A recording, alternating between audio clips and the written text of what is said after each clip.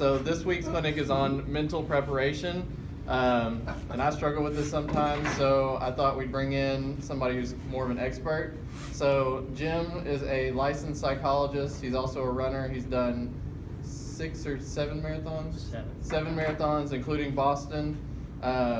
He's helped me personally through a lot of mental barriers throughout my running career, from middle school all the way up through college and marathoning. So this is Jim.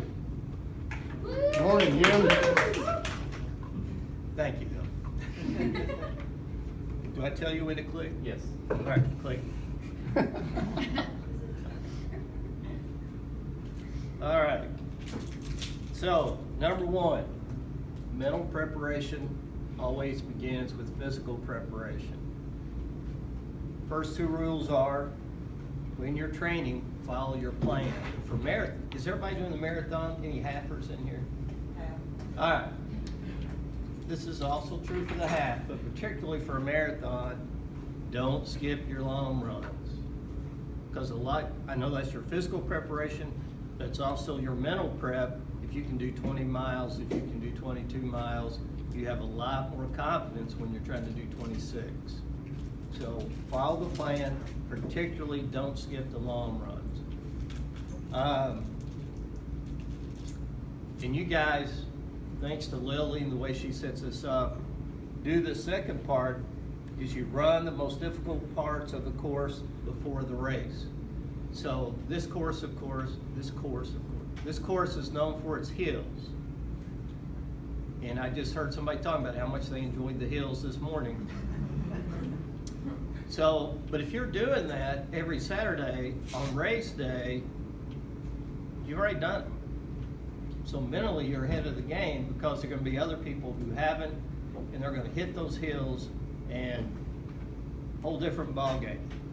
I remember running a 5K over in Morgantown, hot morning. They used to do that thing in July or whatever. And the old course, you ran up this long hill before you got into the little part to finish. So I'm running that race, never run it before, but I train a lot at Caracas, which has hills. I'm not doing great in the race. We come to that last hill, and I cannot tell you how many people I passed who were walking up that hill, and because of training at Caracas, I could still jog it. So run the difficult parts, because mentally I saw that hill and went, okay, it's a hill. Other people just didn't have it left. Click. I'm a big believer in setting goals. In my philosophy, I actually did some reading and research, and I think this is just my philosophy, but I like to set 2 goals. I want a realistic goal, something I know I can do, but then I set a goal that if it's a perfect day and I'm on top of my form, what's my ideal? So I generally set 2 goals. For a marathon, your goal, if you're a recreational runner like me, your number 1 goal is just finish. Whatever it takes, finish. But I also have a time goal. I've never done that in a marathon, but I always have an ideal goal. There have been shorter races where I hit that. Never done it in a marathon. I've done it in a half. I've hit my ideal goal on more than 1 occasion. So, but set goals, because that gives you something to shoot for, it gives you something to think about, kind of keeps you occupied on the course as well. Click.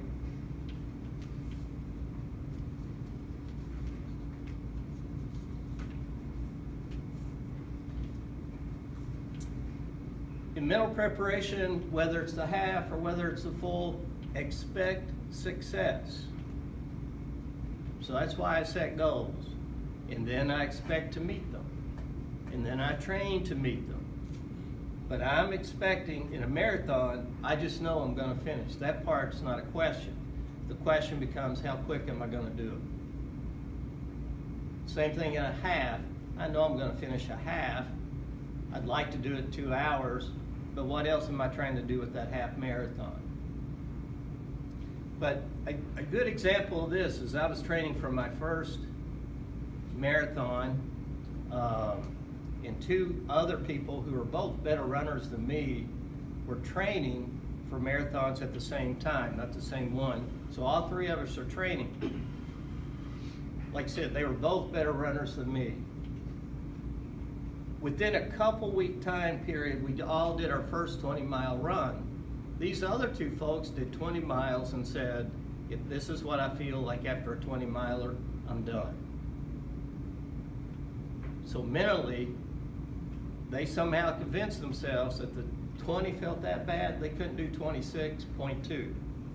I did my 20-miler, and I felt really bad, but mentally what I said was, if I can run 20, I can walk 6 more. I got this.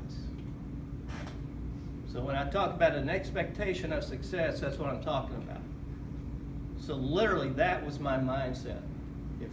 I felt bad, but if I can run 20, I can walk 6, this is gonna happen.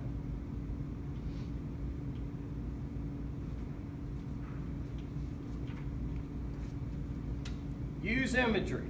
Does everybody know what that, they talk about that in sports a lot. Does everybody have a clue what imagery is in sports? Is you visualize yourself being successful. So you can visualize in your head, you have this picture in your head of crossing the finish line. Or you have this picture in your head of being past those hills for the second time and how good that's gonna feel. Or you have this picture for a marathon particularly, you can anticipate, hey, there's gonna be a wall at mile 20 or mile 21 or mile 22. There's gonna be a wall and that's gonna hurt. But I know I'll get through it. So I'm gonna picture the fact I'm at mile 21, it's gonna hurt, but I'm just gonna keep on running. And what I was reading was, go ahead and anticipate some of the pain, whether it's a half, if you're trying to do a quick half, that'll hurt. So whether it's a half or a full, anticipate the fact it's gonna hurt, but then you visualize yourself running right through the pain. It doesn't stop you. So 2 ways to use imagery. Click.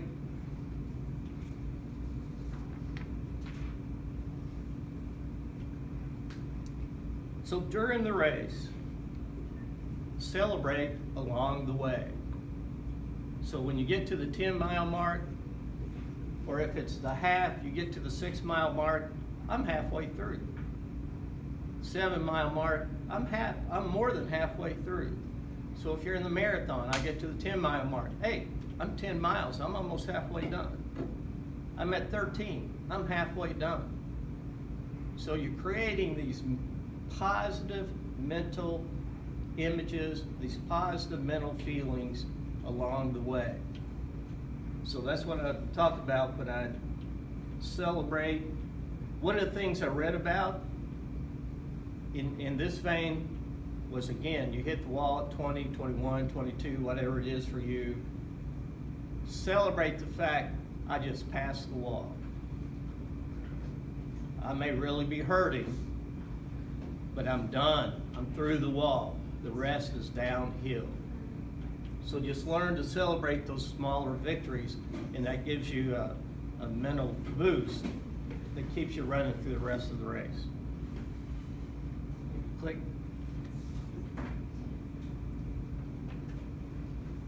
Excuse me. Have a plan. So for marathons, if you read anything at all, if you're a recreational, maybe if you're not, you're DJing Brian or Harlan, it's different rules. But for us recreational runners, start slow and slow down. Because the adrenaline has you all pumped up, everybody takes off a little quick, so you want to start slow and then slow down a little bit more. Because whether it's a half or whether it's a full, it's a long day. You have time to make up later. decide ahead of time whether you're gonna walk or run water stops. So, like DJ's gonna run a water stop, he knows how to fold that cup and do all that stuff. I never got the hang of that. So I just walk water stops, not necessarily for the rest, but just to make sure I get some hydration. Otherwise, I'm spilling it. But you have to plan, am I gonna walk it or am I gonna run it? Know ahead of time where you're gonna take water. You know, with a marathon or a half, you wanna take plenty of water early, but know where you're gonna do that. Know when you're gonna do it. Same thing with hydration or nutrition. Know when you're gonna take some nutrition. When am I gonna use my gel? When am I gonna pick up a banana? Whatever, an orange, whatever's on the course, know ahead of time when you wanna do that. And you, as much as possible, incorporate that into your training as well. So if you're gonna take a gel at 6 miles, when you're training, take a gel at 6 miles.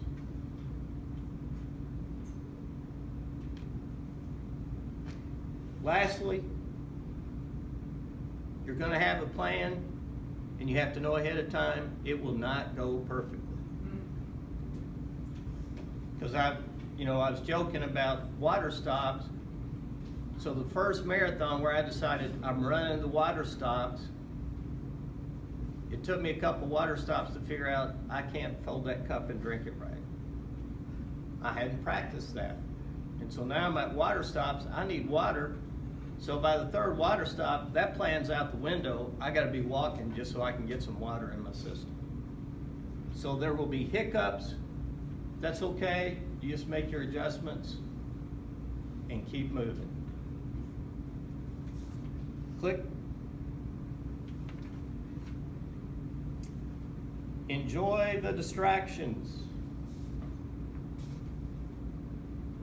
So I've not run the Bowling Green Marathon because it's fun to stand at a corner near my house and cheer for other people. And you know, in that area toward Briarwood, there aren't a lot of people on the side. And so people seem to appreciate that somebody's standing on the corner cheering for them. Enjoy those distractions. High fives along the way. So, you know, you see those times when people have friends or family and they got the signs, or they're gathered and they're gonna take a group picture while they run by and all those things.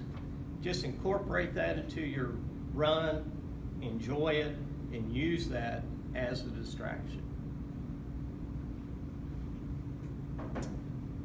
I remember I ran the 10K at the Marine Corps Marathon. We didn't do the marathon, we did the 10K. And I was running with these two people faster than me who were lying about our pace. And about 3 miles in, I did not feel well. I would never do that to anybody. That is a lie. She already told on you today, Jim. That's right. So they're lying about her pace, and I'm 3 miles in, and I'm like, man, I don't feel good. This is not right. I should not feel like this. It took me another mile to figure out they were lying. But at the Marine Corps, they got Marines all along the course. They're in groups of 3, they're in fatigues. They're all at least 6'2". I mean, it's like, okay, how am I gonna get through this? So I just started, every time I come to a group of 3, I'd run to the side, give them a high five. And it just gave me a boost. It was me and the kids giving the Marines a high five. But it gave me a boost. So use that stuff. That's the point.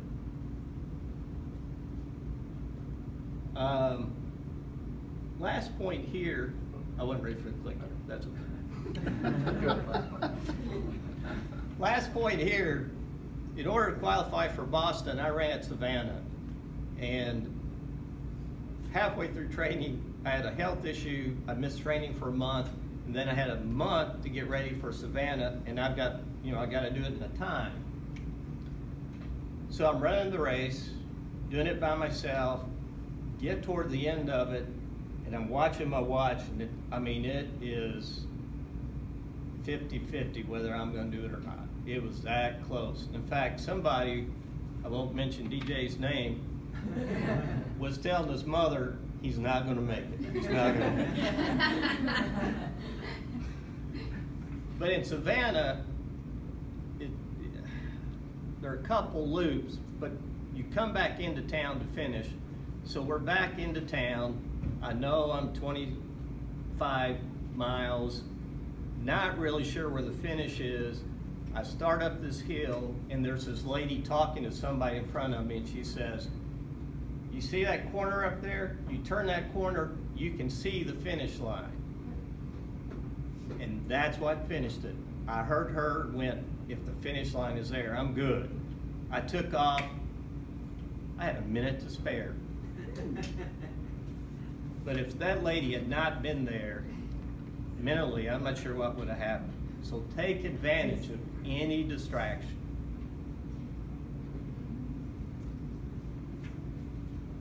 Just as an aside, the people I don't like are the people who are at the 13-mile mark in a marathon and say, "You're almost there." Talk to the hackers. I don't like those people. Or you're 10 miles out and they're still like, "You're almost there." No. No.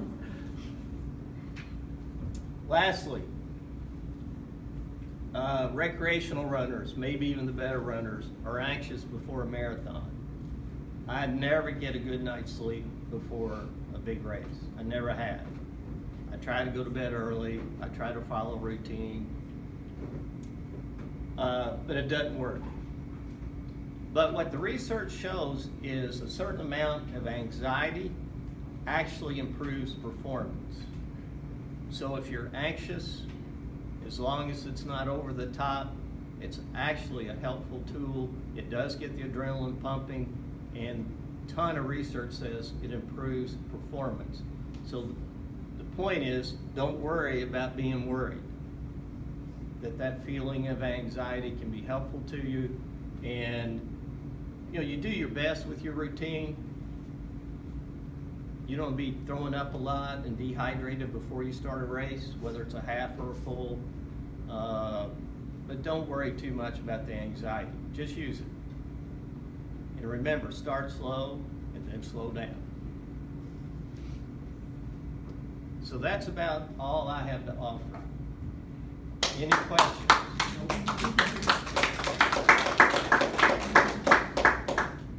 All right, so I'm going to go out on a limb. Did anybody learn anything? If you learned something, raise your hand. Because they may want me to do this again someday. All right, thank you. Start slow and slow down. That's right. Hey, if that's all you get out of it,